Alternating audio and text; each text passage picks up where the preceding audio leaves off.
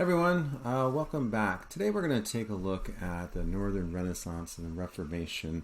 One of the major developments happening during the Renaissance. And I'll give you some context to this to show you what led up to it and how this wasn't just an isolated event. It was actually a long-stemming effort to break away from this idea of Christendom. And Christendom just refers to uniting the world under one religion, right? Which in this case would be Catholicism.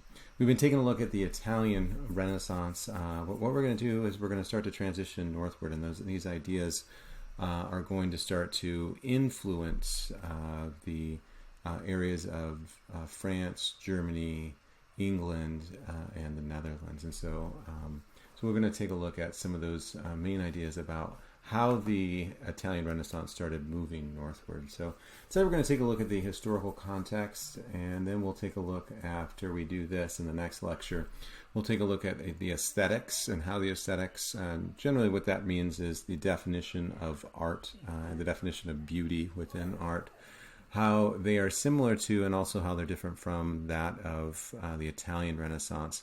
Then I'll show you some examples of visual art. And since we already covered music, we'll just kind of go back and refresh your ideas and think about how these ideas of the Northern Renaissance are factoring into some of these ideas that we're going to discuss today. Taking a look at when we talk about Northern Renaissance, generally what we're referring to is north of Italy, right?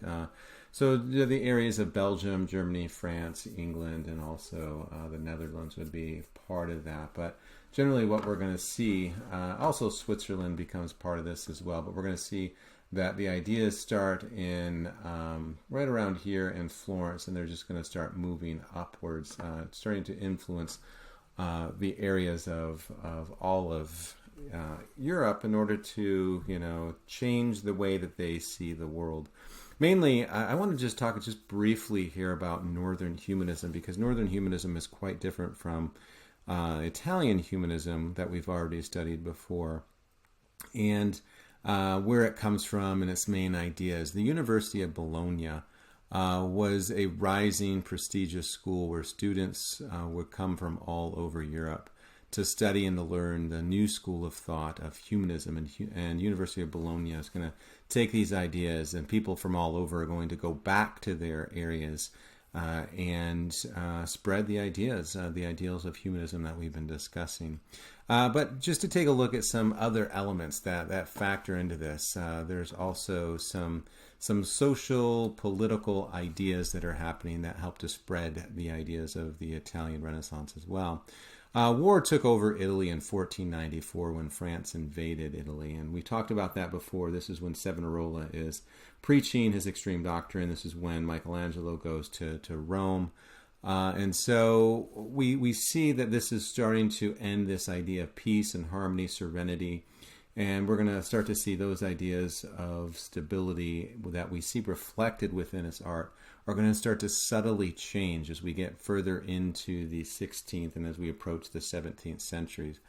But this peace was eventually that was established by the Peace of Lodi, which in 1454, which stated that the city-states of Naples, Florence, Venice would not invade each other and would rally against foreign invaders.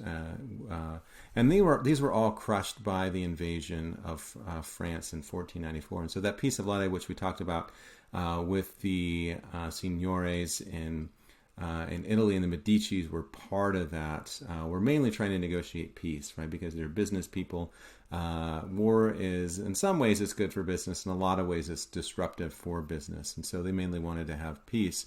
But this is pretty much shattered. That peace and stability that the Peace of Lodi brought was pretty much over by 1494. And for the next 35 years, Italy would be in constant battle. It began when France had a hereditary claim to Naples, believing that the King of France had some type of family connections in Naples, and believed that they should be ruling Naples.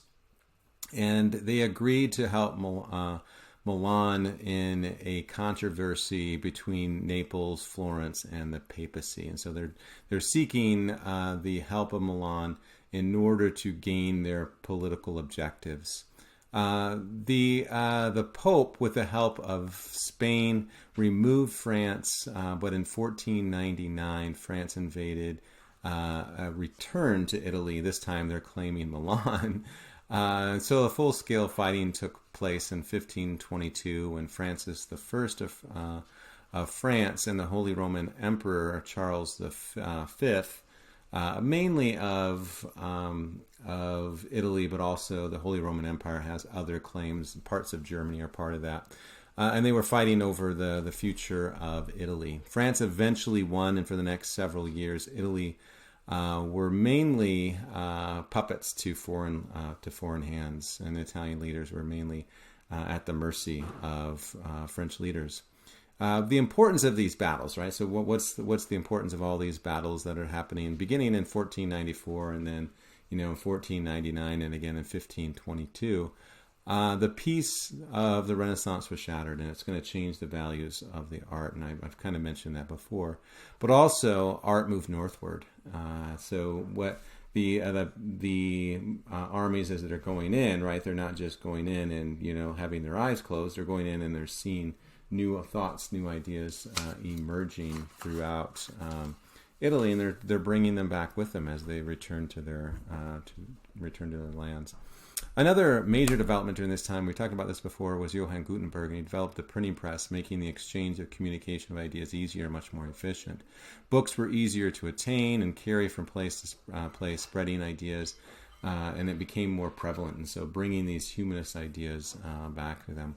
But another major factor within this is the rise of mysticism, which is the personal communication with God. And generally, I mean, this is a little bit tongue-in-cheek that I say this, but mainly mysticism is kind of like hippies.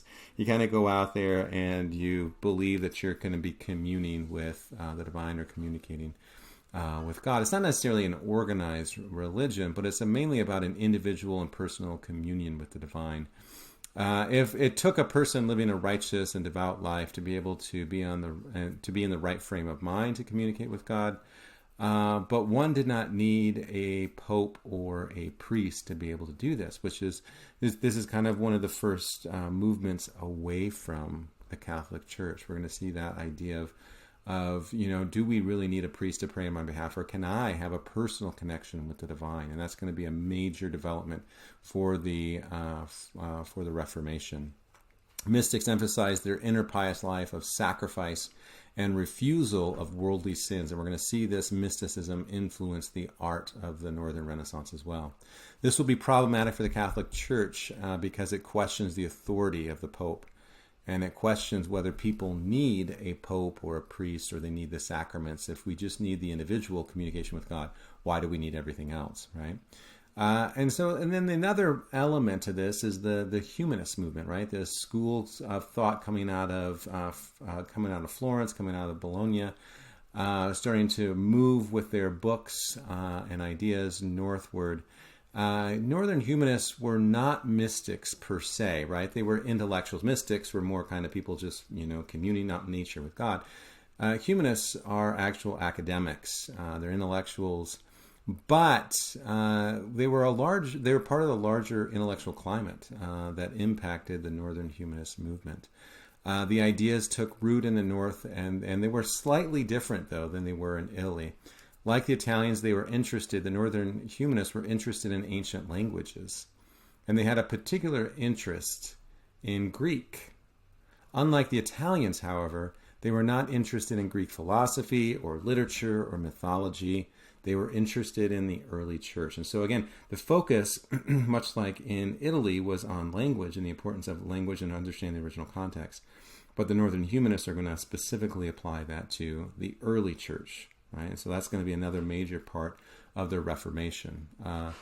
They were interested in the New Testament, which was originally written in Greek, and they wanted to go back to these ancient manuscripts to study the original language and look at the ideas. They were concerned that the church has evolved from something simple into something extremely complex, which was opposed to the notion of the church that indicated the church was relatively unchanged, right? So the Catholic Church was mainly suggesting that we've been constant, we've been unchanged for the last, 1,000+ years. We have been, kind of on the steady course.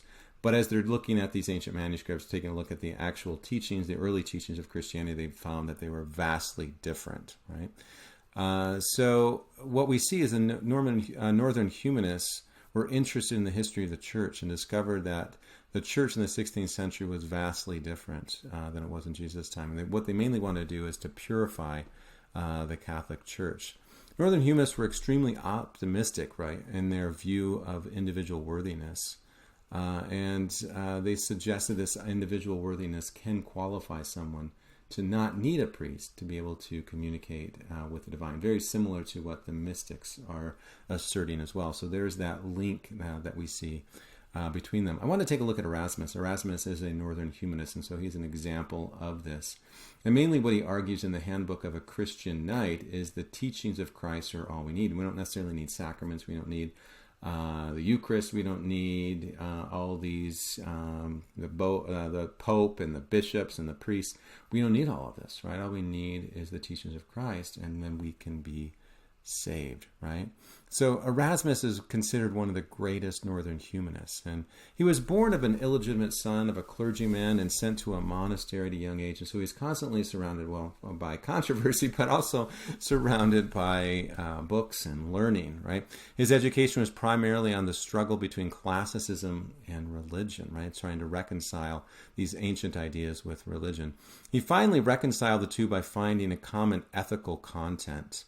And his Handbook of a Christian Knight became a guidebook to Reformed Christianity to the time of its original creation, at the time of life of Christ. He asserted that the philosophies of Christ were the standard for daily life. He did not believe so much in the formal aspects of the church.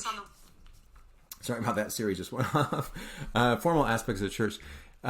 He translated Greek and Italian texts and firmly believed in a humanist education. He believed that the church's stress on formalism or ornaments or sacraments, these formal elements, was not needed for salvation, right?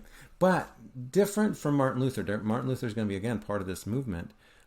He didn't stray from Catholicism, right? He stayed true to his Christian ideal, and he stayed true to papal authority.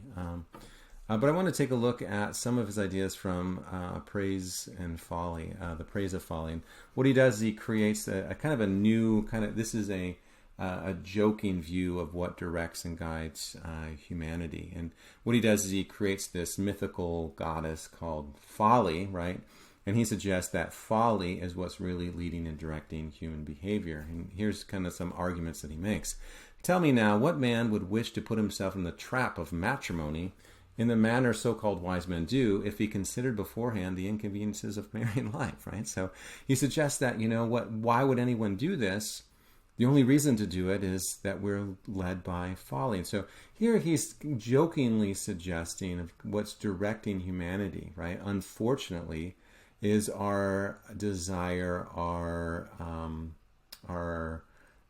kind of motivation or our tendency to fall into vices, right?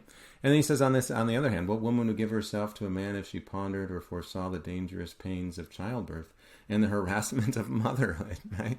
So again, I mean, it's meant to be tongue-in-cheek, it's meant to be quite funny, but what we're seeing here is a very different view of humanity than we saw with Mirandola's oration on the dignity of man, right? What's important for the Northern humanists is on this individual worth, and we need to guard ourselves from folly. He says, what remains true is this: without folly, a party cannot be fun at all. And as we take a look at the internet now with all the COVID parties out there, you wonder if this is partly true. But what we see here is that really what guides humanity is something different than what we generally tend to think guides humanity. Very different from the medieval ideas of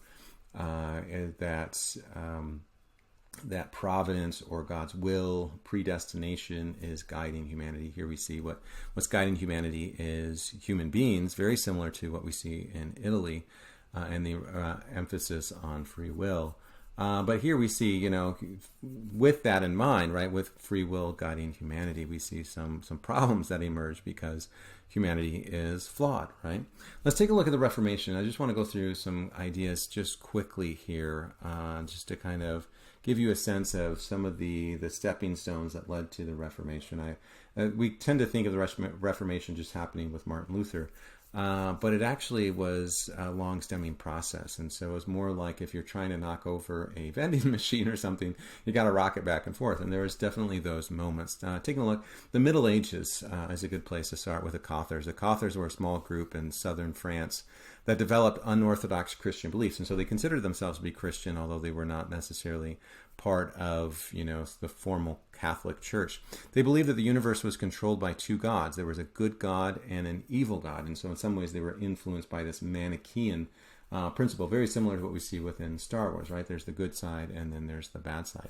The good side, the good God, ruled over all things that were spiritual, and the evil God ruled over everything that was temporal, right?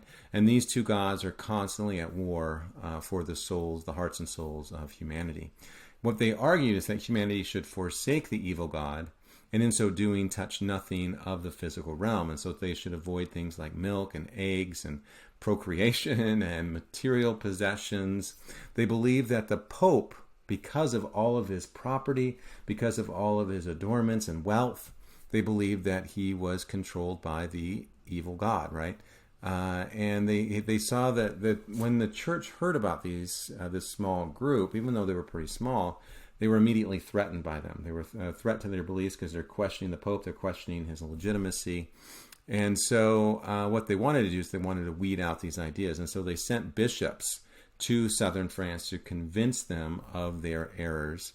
But when the Cathars saw these bishops with all of their gold jewelry and necklaces and whatnot, they laughed at them and their material possessions. And they said that this is further evidence that the Pope and the Catholic Church is actually ruled by Satan, or the bad God. So the bishops went back and they complained. They said they laughed at us, and Pope Innocent the Third sends in Dominican friars from Spain on an inquisition to determine who's a heretic. And so they traveled throughout Europe and questioned 10,000 people to try to weed out this what they considered a vigilante sect of the Catholic Church. But when they did this, right, when they were doing the Inquisition and burning people, the movement went underground. And so Innocent then decided to send in an army on a crusade to France. The problem was they didn't know who was a Cathar and who was a devout Christian. And so they wrote back to Innocent III and said, look, I don't know who we're supposed to get rid of and who we're not supposed to get rid of.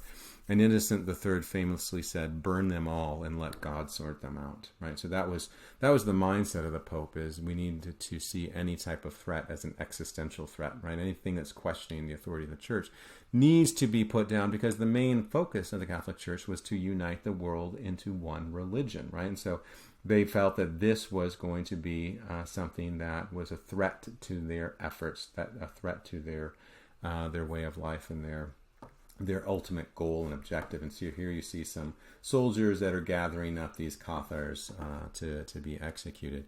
The other problem that we see was with John Wycliffe and Jan Hus. John Wycliffe was from England, and he had a conflict with the Pope, who was living in France at the time with the Avignon papacy. Right? We've talked about that before.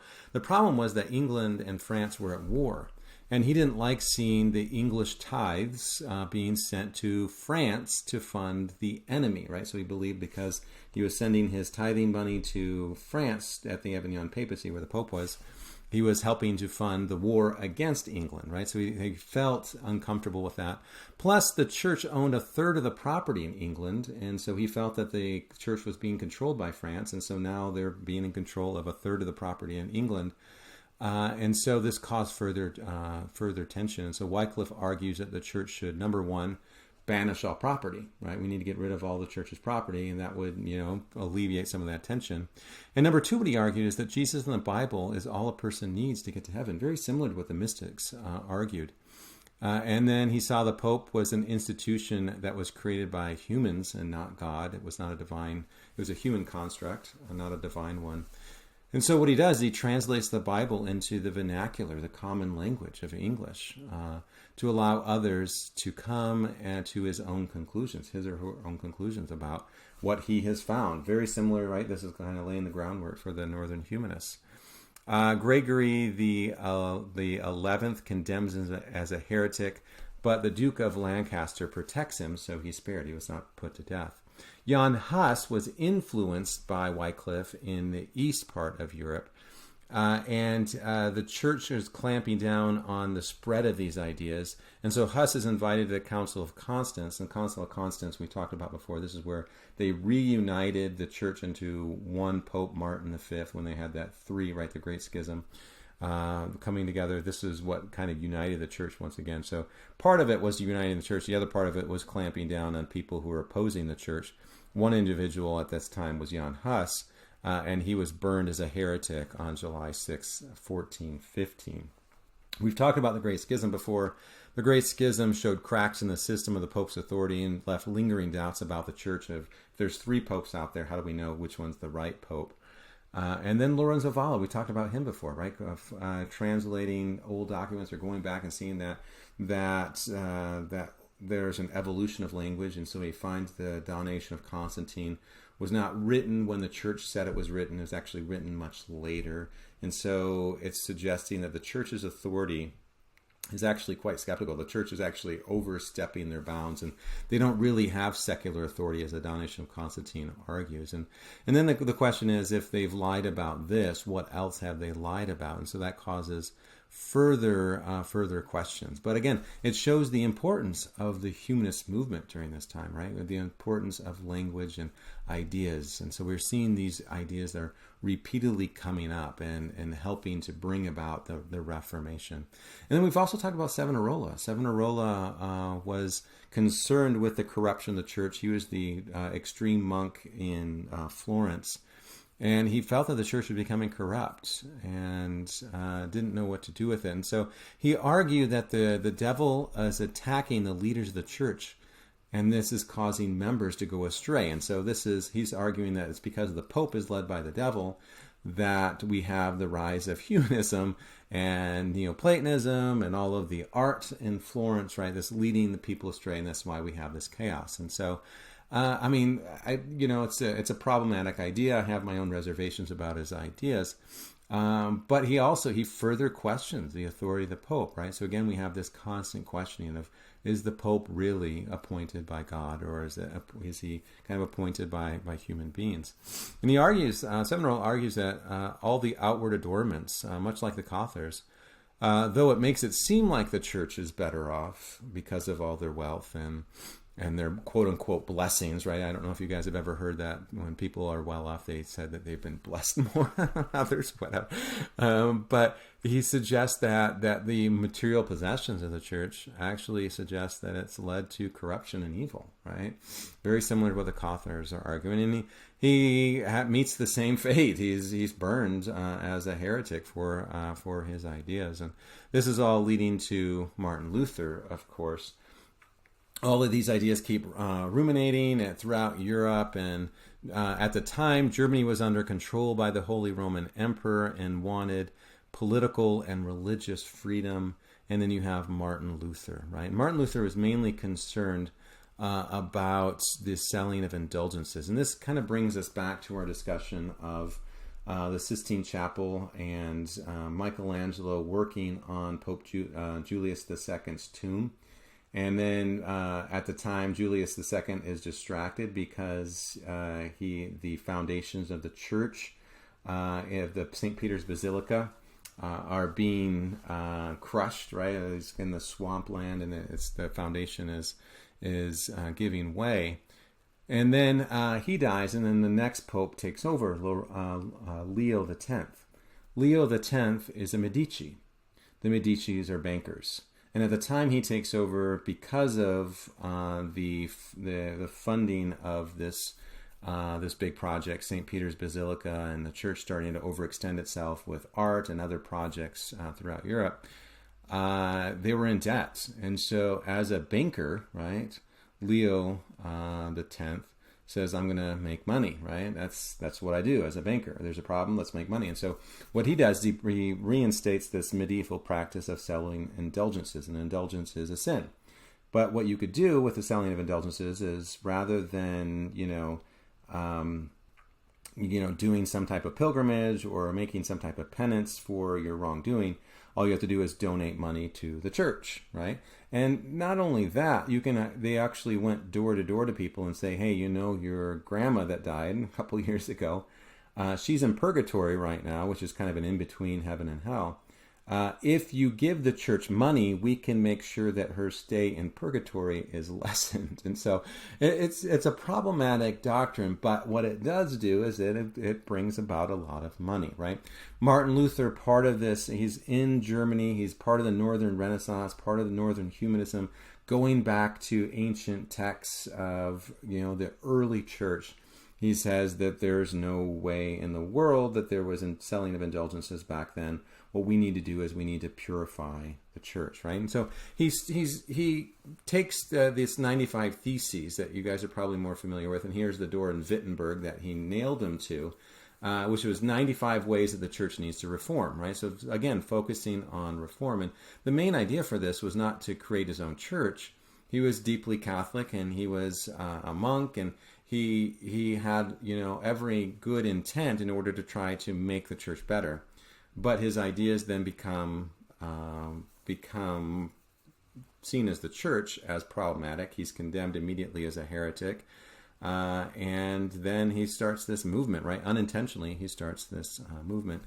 He wasn't burned at the stake like others, though, because he was protected by Otto of Wittenberg, who wanted freedom from the Holy Roman Emperor. And so in a lot of ways it was political, right? This German Duke wanted to protect Martin Luther because he didn't want the Italians and the Catholic Pope coming in and telling him what to do. And so anyway, so he nails the 95 Theses to the door, which kind of launches this movement. And a couple of ideas that come from this is the Pope cannot exceed his authority to grant repentance. Only God can, right?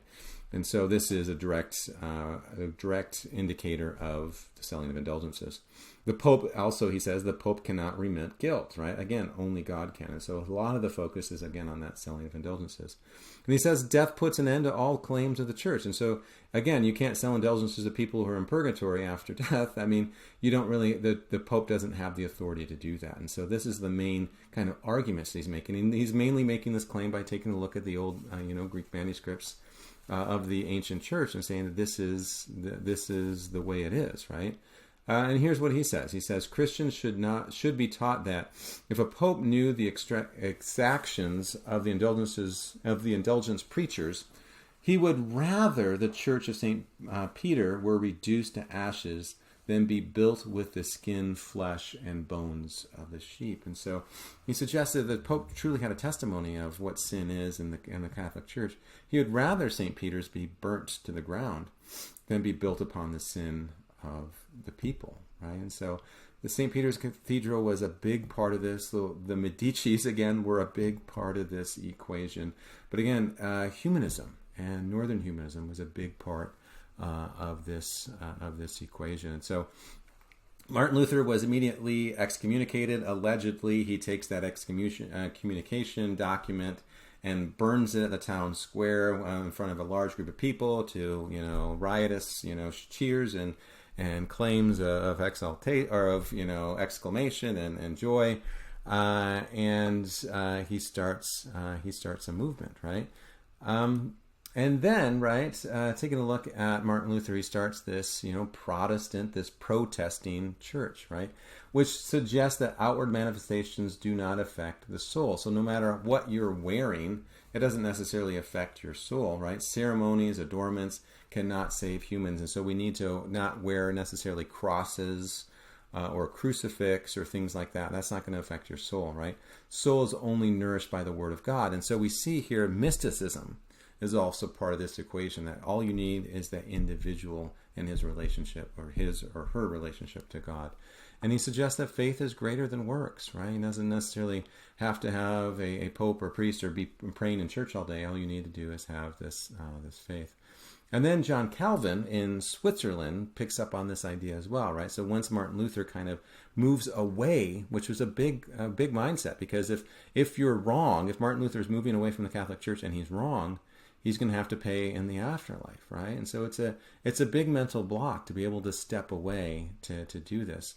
But once he does, it starts, a movement throughout, right? You have all these Protestant religions, right? So you have Lutheranism in Germany, and you have Calvinism, led by kind of the ideas of John Calvin in Switzerland.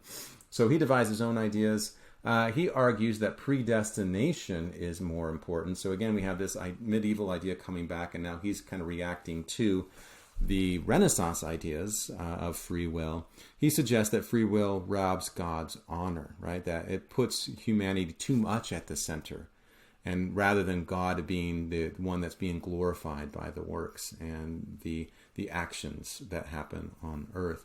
He says that humans are enslaved by sin, and salvation comes only through God's mercies. And so it doesn't come through necessarily what we do.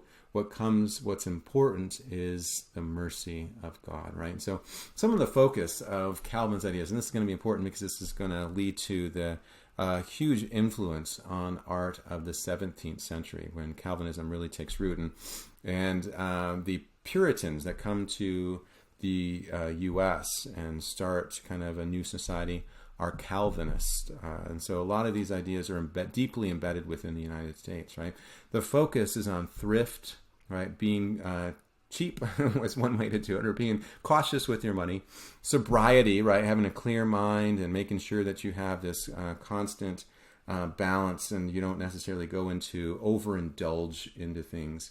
And also industry, that work is a noble virtue. And so thrift, sobriety, and industry are noble virtues. And what we're going to see are these ideas heavily influencing the art and the literature, the music that happens in the 17th century and beyond.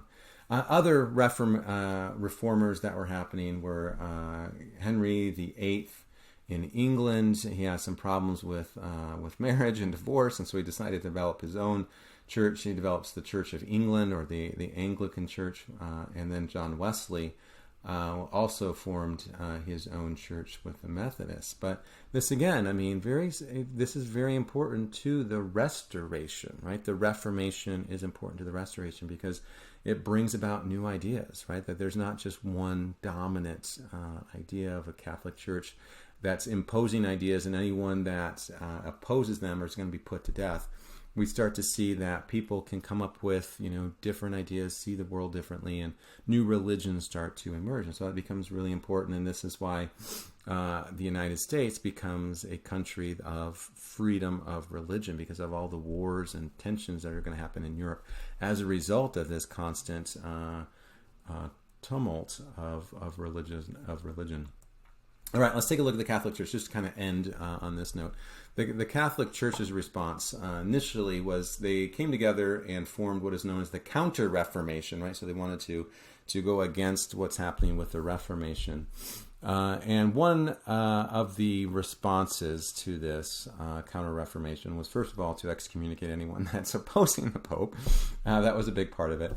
But then they developed an index of forbidden books, books that you should not read. Well, guess whose book was at the top of the list, right? So Martin Luther, John Calvin, they all were on the index of forbidden books that you shouldn't read. And then the Counter-Reformation developed new monastic orders. The Jesuits come out of this.